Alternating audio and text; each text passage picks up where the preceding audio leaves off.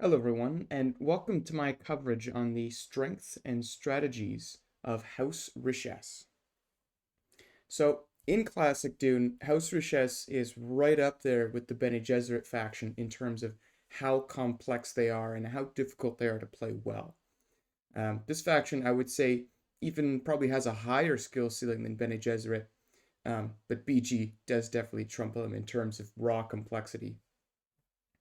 Now, for all that complexity, House Richesse only has really two advantages. They've got their cache of Richesse cards that they have to sell, and they have their no fields. And the sort of strategy with Richesse is pretty simple. It's just going about that's complicated. Their whole deal is that they start out pretty poor, which is true to the books. They're falling on some hard times. And so your main method of making spice will be selling the cards in your Richesse cache. And then the benefit, though, is that they have their other advantage, the no fields, and those let them ship forces to Dune at an obscenely cheap rate, even better than the guild in most cases. So let me just go ahead and jump right into it. So we'll start, of course, with the at start. So they're going to have 20 forces in reserve. That's none on the board, and only 5 spice. This is pretty rough. This is one of the worst starting positions on paper you can get.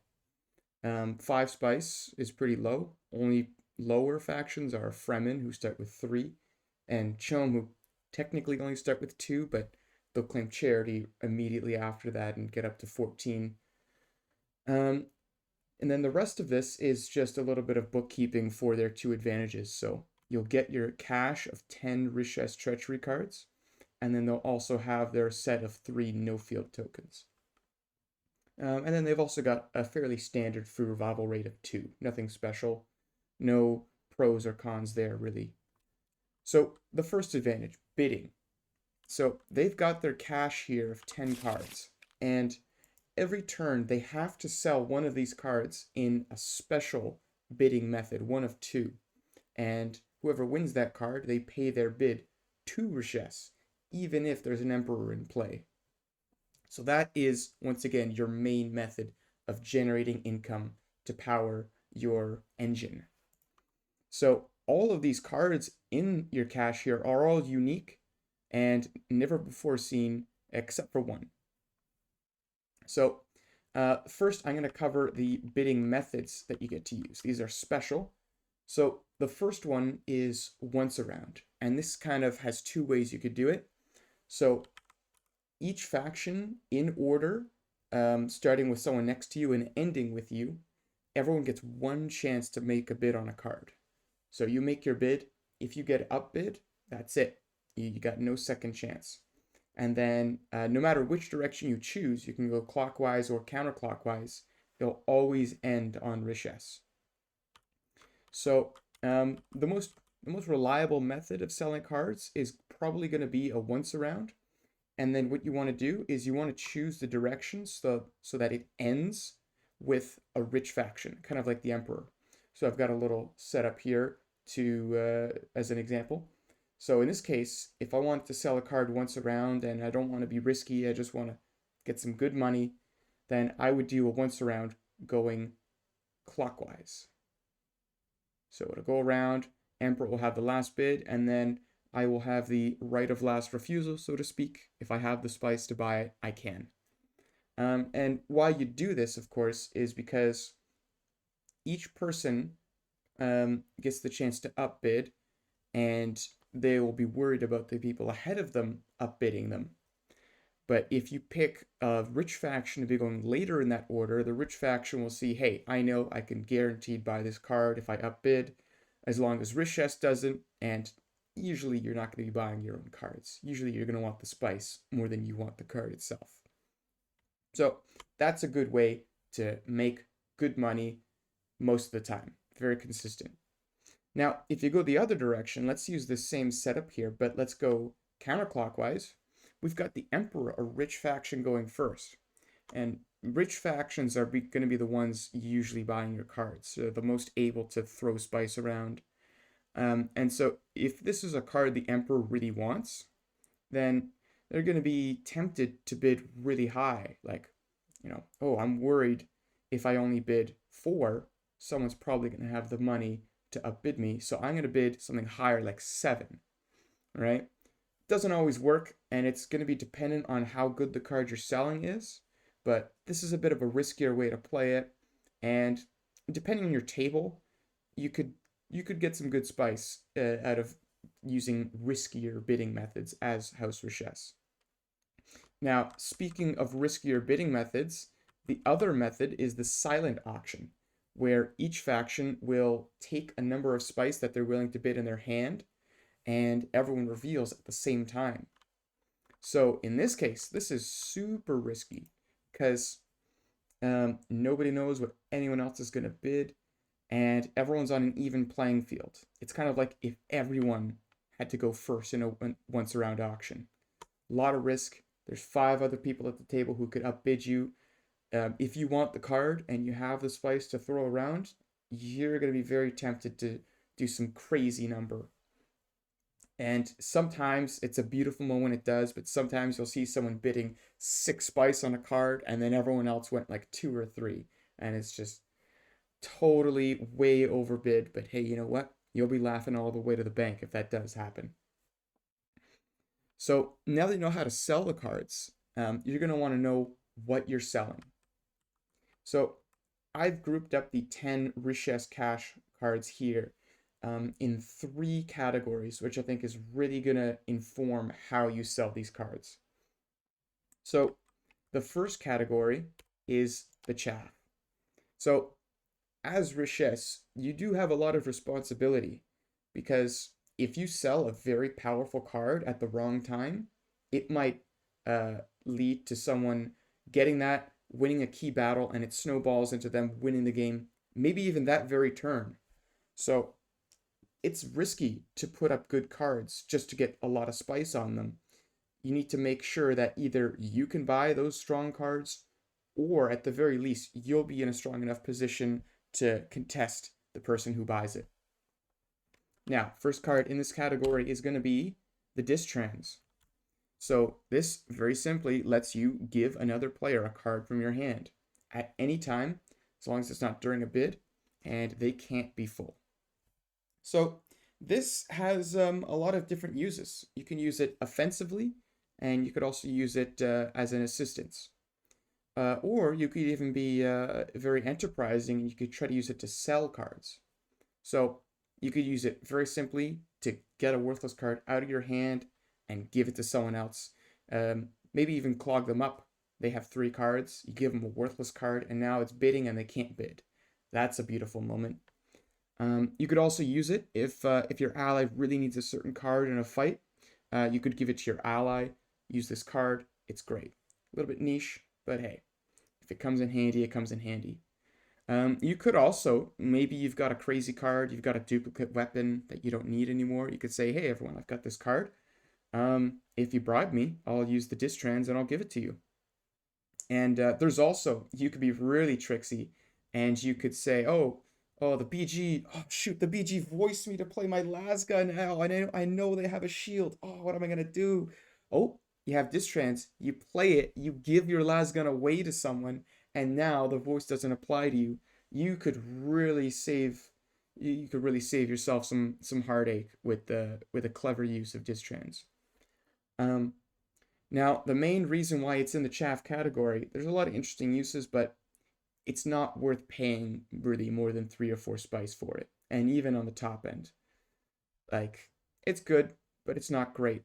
And also, this is not a game-winning card in most cases. Nobody's going to really snowball and get into a crazy strong position with Distrans. So it's a safe card to sell when you just need a little bit of money and you don't want to risk something stronger coming up. Then next we've got the Ornithopter. And this is a little bit like Hosh. So you can play it and it just gives you Ornithopters during your movement if you don't have them. You can move one group up to 3 territories. Or if you already have them, or you're the Fremen, slash Ixians, who have 2 movement. You could move 2 different groups of forces up to your normal movement. Now, this isn't like Hajj. You can't use it to move the same group twice and effectively double your movement. It has to be 2 separate groups. So this, it can be nice if you're trying to go for a win and, you're not in enough strongholds. So maybe you ship into Carthag, right? Now you have the Ornithopters, and you play your Ornithopter, and now you can move 1 group here and 1 group there, and now you're contesting 3 strongholds right out the bat. That's pretty good use. It's good to be able to have an opportunistic win attempt without risking anything the turn before. What I really like doing is I like to wait until something like the Motherlode, Sea Lago South, comes up, right? And then, maybe the storm's in a really inconvenient position. It's here, or it's here, or, maybe one of the cities with Ornithopters is covered by the storm, so it's going to be hard to get them. You go and you sell Ornithopters, and now this is actually a pretty interesting card to buy, because if you have the Ornithopters, you might be the only one able to actually contest the Spice Blow. And that could net you a lot of money. So, certain circumstances, it's going to be strong. It's probably not going to give away a win, though, so that's why it's in this category. Then we've got the Juice of Scafo. So this lets you go first or last in any phase that requires turn order. So you could go last in shipment or movement. You could choose your battles first, or you could even use it after battle plans are revealed to say, hey, I'm the aggressor, and now I win this tie instead of you. Kind of crazy, pretty interesting. It's nice if you want to go last to see how things go last in shipment and movement to see how things play out before you go for a win. Or you could use to go first, and you can get into those strongholds before people try to block them. Nice to have, but again, you're probably not ending the game with this card. And if these all seem like really useful cards for ending the game, like, just wait until you see what's in these later categories, because it gets kind of crazy. So then we've got the Mirror Weapon. And this one's pretty funny. You play it as a weapon, and it just copies your opponent's weapon if they revealed one. And it's just funny. It's kind of funny. It's not too useful because it's a discard after use. It's single use. You can't use it multiple times if you win the battle. And there's no guarantee whether or not your opponent's going to play a weapon. And worse yet, if your opponent somehow knows that this is your only weapon, since again, these are sold publicly, so you know who has each Richese card. If they know this is your only weapon, they could play, for example, a poison weapon and a poison defense, and they know they're safe. So it's funny. It definitely has a place in the game, but it's not super useful. But hey, you never know. There could be some crazy moments where this comes up, and it's game changing. Okay, next category is going to be the great value category. So this is going to be cards that are really useful, and they're going to get you a lot of spice. They're going to be highly desirable, but again, there's more powerful things here that are more likely to end the game instantly. So it strikes a nice middle ground. You can safely sell these usually. You'll get a lot of spice for them, and you still have some things in your cache to sell that are even stronger that you can hopefully buy yourself.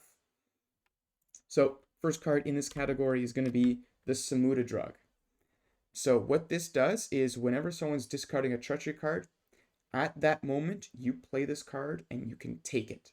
It does not work retroactively, so once the moment's passed, the moment's passed. But I mean, this can be huge. You use it on a weapon or a defense, or maybe use it on Hajer for a crazy sudden play. There's all sorts of cool things you could do with this. And this is actually my go-to card to sell first. And the reason for that is, as the game goes on, this card is going to go down in value because cards are being discarded, and opportunities for cards to be discarded will pass without you having this card. So the longer this card sits in your cache, the less valuable it's going to be just on average. So I like to sell this card first One, because of that reason, and two, because it's a really good value. People are going to want to get it. It's great. I usually get 5 to 6 spice every time when I sell this card first. Next one up is going to be the Portable Snooper. Now, this is another card I really like to sell early. So what it does is it functions just like a normal Snooper. You can play it in your battle plan or whatever. However, if you don't play a defense, you can, after reveals, play this card and add it to your plan. So this is like the best of both worlds. There's so many times in Dune where you'll be like, oh man, I don't know if I'm going to win this fight. I might win it if I play this card, but I might lose still, and then I lose the card. But with this, you got no risk. You can just hold on to it. You can sit tight. You see how it plays out. And then if you can win it by playing the card, you can do that. And there was no risk. And if it wasn't going to help you anyway, you still got it for next battle. So this card is really nice. I like to sell it early because it's a guaranteed combat card. And early on in the game, you want to load up on combat cards so that you can have a better chance of winning those fights. Okay, and then the final card in the great value category is going to be the Residual Poison. So what this does is very simply, at the start of a battle, you play this card and your opponent loses one of their leaders at random to the tanks. Now, this is kind of like the Harkonnen leader capture, except it's a guaranteed kill and it happens before the battle. So this is actually a really nice deterrent. If you have this, anyone knows that if they fight you, they might lose a leader by default before the fight even starts.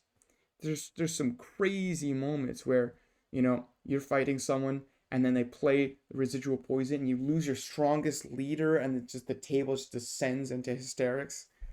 This card is pretty nutty, and it's probably the least valuable of these three in the great value category, but it is still pretty good. And it's probably not a game ender. And in fact, there's a funny story about this card is I knew this player who would always play Harkonnen, and this was their favorite card. Not only because it lets them potentially kill 2 leaders after a battle, but also just because of the thematics of it, since Harkonnens did do this in the lore, use a Residual Poison. And I would always know that, hey, if this guy's in the game, I could put this card out and I'll get a ton of spice easily, because he always wanted to buy it if he could. Okay, and now we're getting on to the last category, and this one really earns its name. This category is sell at your own risk. And I'm not being hyperbolic here. These cards really are sell at your own risk, because if you sell these at the wrong moment, it could be catastrophic for the game. The first card in this category is going to be the dreaded Stoneburner. Now, this is probably the flashiest Treachery card in the entire game, and it's about as flashy as the scene that it's based on. So what this does is you play it in your battle plan as a weapon, and after reveal, you choose to either kill both leaders, or they don't count their strength even if they survive. In either case, player with the higher number of undoubt force tokens wins the battle. So this is essentially like you play the Stoneburner and all the Dowd forces run into battle to go fight each other, and then they get blinded, and now it's only the people you have left behind that can fight it out. That's what's going on in my head. But essentially, this lets you guarantee if you have more forces than your opponent, you can win the battle without losing any of them. Because you just play this, you dial 0, and then you win. Because you have more undoubt force tokens. And note, it's force tokens. So all forces are created alike after a Stoneburner is played. An Ixian Suboid, who's worth half strength, is exactly equal to a dreaded Sardaukar from the Emperor.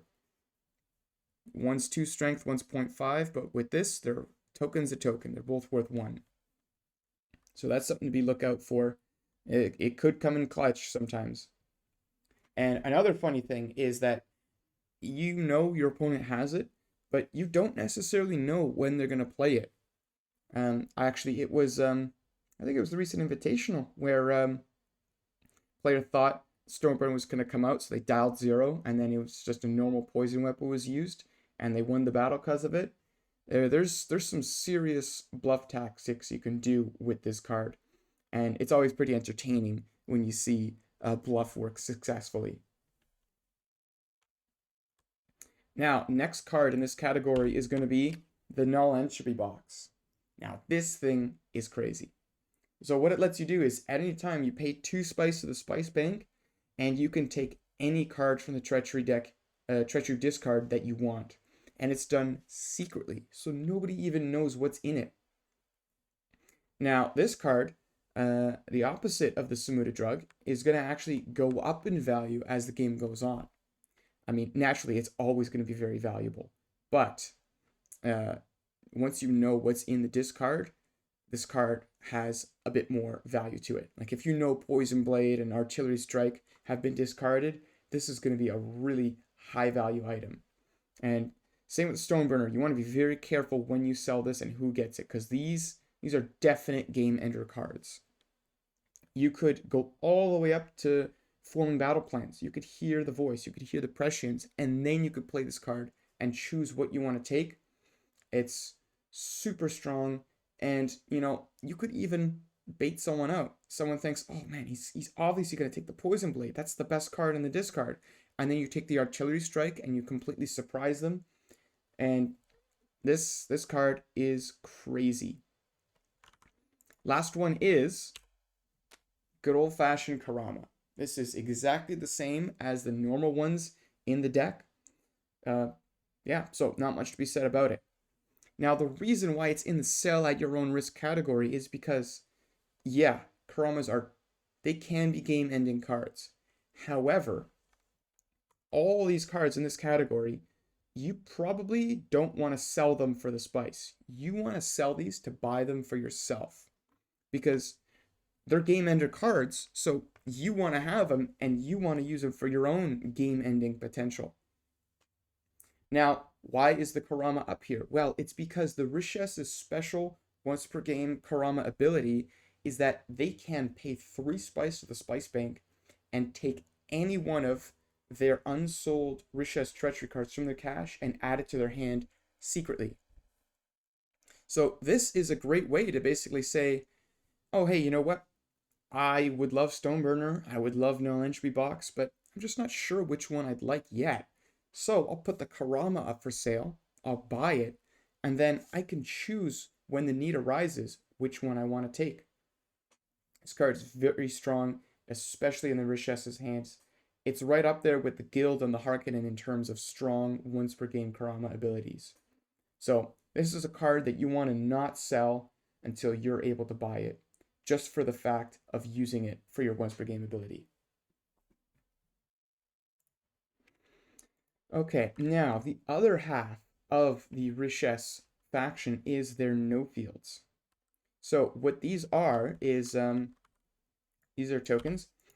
When you take a shipment action, you can instead choose to ship a Noof Field face down to the board, and you pay for 1 force. So if you ship it to a stronghold, it's going to cost you 1 spice. If you ship it directly to a desert territory, which is actually very useful, it's only 2 spice. Now, on the underside of each of these tokens is a number. There's a 0, a 3, and the 5. And this number is how many forces this token is secretly hiding. And you only have to reveal it if the token is in a battle or if you ship another token. Now, this is like crazy. You could ship 5 forces for only 1 spice. That is way beyond guild rates. You could ship directly to a desert territory if it's hard to get to, like Cielago South is. You could ship directly there. That only costs you 2 spice.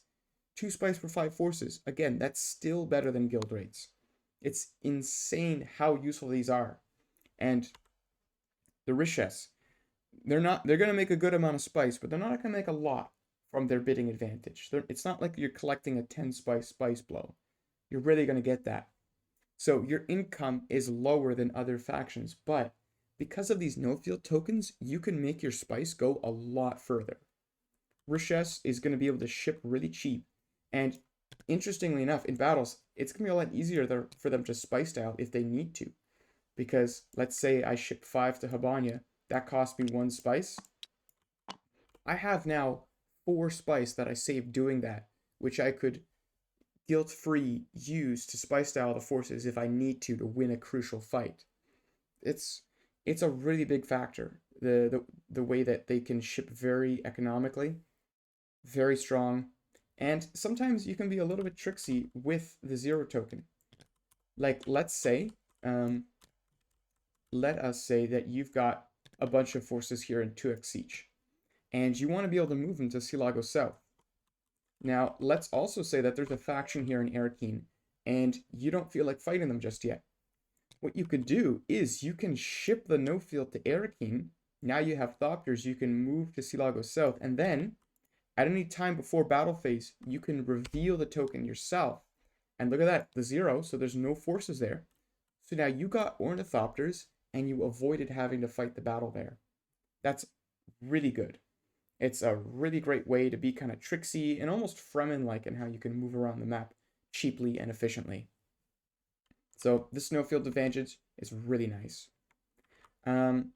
Finally, their advanced game advantage is that they have a black market. So at the start of the bidding phase, before declaration, which is the step where you see how many cards everyone has and you determine how many cards to sell, you can put a card from your hand, not from your cache, from your hand face down, up for bid in either your special methods or via the normal method. And then again, if anyone buys it, you get the spice. This is great, not so much for spice generation, but mostly for getting bad cards out of your hand. Richese is a bit of a skittish faction. They don't want to get into fights until they're ready. And so the ability to get rid of worthless cards and cheap heroes without getting into fights is very useful.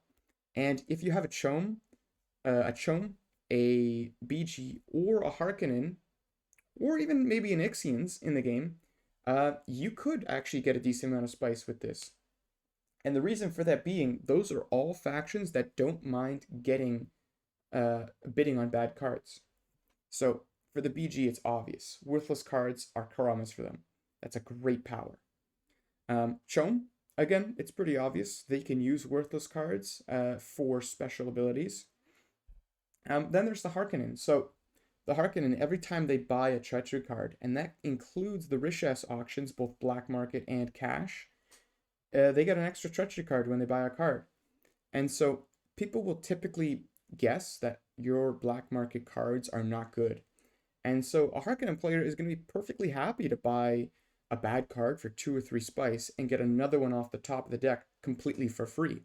So Harkonnen is going to be very interested in buying your cards.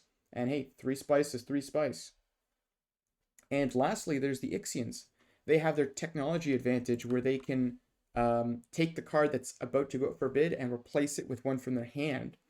And if they buy a really cheap worthless card or cheap hero, that's just a card they can use later on down the line for technology, and it didn't really cost them much. So those are all 4 factions that are quite willing to pay a little extra. Not a lot, but a little extra for your black market cards. And so that's 4 of them out of the 11 other factions in the game. So good chance you'll have at least one of them at your table. Otherwise, though, these will probably only go for 1 or 2 spice. It's mostly just for getting cards out of your hand. And then lastly, we have their Fremen Special Victory Condition. So this just means that the Fremen Special Victory Condition is at the end of turn 10 if nobody's won, and Fremen or nobody is in Tabor or Habanya, and Habanya, and Emperor, Harkonnen, Atreides, yep, those are the 3, are not in 2x siege. Fremen wins the game. This basically says that Richese also counts as one of the factions that cannot occupy 2x. And part of it is probably to make it more likely to have factions in the game that can't be in 2x, since all the other expansion factions don't count against that. But it's also a neat little lore tidbit because before the 80 years of Harkonnen occupation on Arrakis, it was actually House Richese that was mining spice. And their forcible removal from Arrakis is partly contributing to their low economic standing in the current time. And then there is, of course, the alliance advantage. So the first one is very nice. This lets you use a no-field token for your ally's shipment. So this is good. For one thing, it lets you share your cheap shipment with your ally. But the other thing it does is it lets you kind of optimize your no-field placement. So let's say that you use the 5, put it down, and then it got revealed. So now it's in front of your shield and you can't use it again. Let's say come next turn, your ally is going before you. Let's say I'm allied to, probably not the Fremen, that's not a good example. Let's say I'm allied to the ECAS. I could say, hey, ECAS, use my 3 no-field token to ship cheaper. And what that'll do is the 3 will go in front of your shield and the 5 will go back behind, ready for me to use again.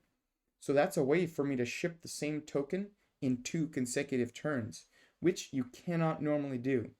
So with a bit of cooperation between you and your ally, you can optimize those no fields a little bit better and get more forces on the board for cheaper. And then the last little line here, it's only a sentence, but it's powerful.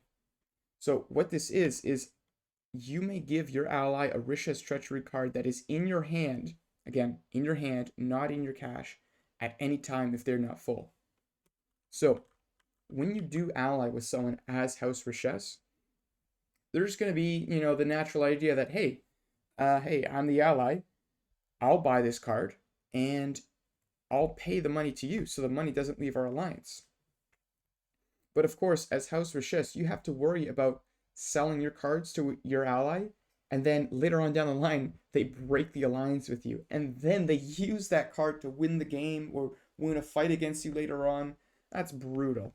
As House Richese, you kind of want to play very defensive. You want to keep your cards close to your hand, literally and figuratively. So what you could say to your ally at this point is, hey, you know what? I'll buy this card. Maybe sub me a little spice for it. And if you ever need it, because of this alliance ability, I can just give it to you. So if I need it, I can use it. And if you need it as my ally, I could just give it to you. No risk. And it means that 2 people in the alliance can use the card instead of only 1. And better yet, you still have the power in the alliance. You still have the leverage. You can still deny it. You can break the alliance and you'll have that card to use in your next alliance or even for a solo win attempt. So this is really good for Richese to make sure that you're not giving your ally too much without getting enough back. And then lastly, let's just look at their leader selection here. And it's fairly balanced. It's not great. You have a 5, a 4, a 3, and 2 2s. So it's a little better than the guild. But there's 3 main good things about this. First is that you do have a 5 strength leader. You're not like Chom that's stuck with only 4s as the highest, or ECAS until they get Vidal. So you do at least have a 5. The second point is there's no big difference between your first highest leader and your second highest leader. So their first highest is a 5, their second highest is a 4. That's a 1 strength difference. So let's say somebody has Ian Calamar as their trader. The next highest you could play is a 4, which is 1 strength less. Now, what's that mean? Is look at Harkonnen, where their highest is a 6 and their next highest is a 4, which is a 2 strength difference. Or Guild, who has a similar total strength, their highest is a 5 and their next highest is only a 3. Again, that's a 2 strength difference. So if you lose your strongest leader or if they're a traitor to someone, you really run out of a lot of options really quickly. And then lastly, they do have a good amount of low strength leaders. They have 2 strength leaders. They're easy to throw out if you know you're going to lose a fight, and you'll still have another low strength leader again to throw out. Or if you're throwing a fight to someone and you need to have a low strength to be able to let them win. So, it's not like BG who has all 5s, and that's good in some ways, but it can also be bad in a lot of others. So decent leader strength spread, not great, but again, no major weaknesses other than the lack of a 6, which only a few factions have anyways. So overall, House Richese, they're very difficult to play well. You've got to really read the table. You got to be wheeling and dealing. But there is a path to victory. It is doable. They're not the strongest, but they are, if you like their gameplay, they're going to be one of the most fun factions to play. They can be a real blast. If you love them, you love them, and if you hate them, you hate them. That's all I've got to say on House Richese. They're a super cool faction. And let me know what other factions you'd like to see me discuss their strengths and strategies of in the future. I'm all ears. But anyways, I'll see y'all next time.